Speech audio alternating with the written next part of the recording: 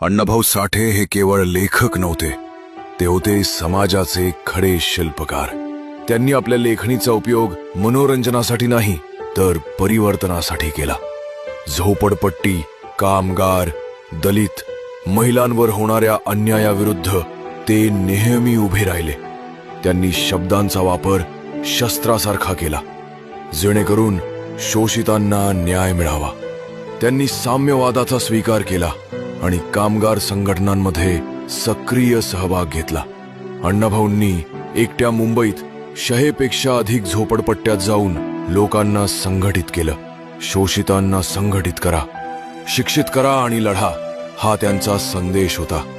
त्यांनी सांस्कृतिक चळवळीत लावणी, तमाशा या माध्यमांतूनही सामाजिक संदेश पोहोचवले। त्यांच्या कथा आणि गाणी ही फक्त कलेसाठी नव्हती, ती क्रांतीसाठी होती।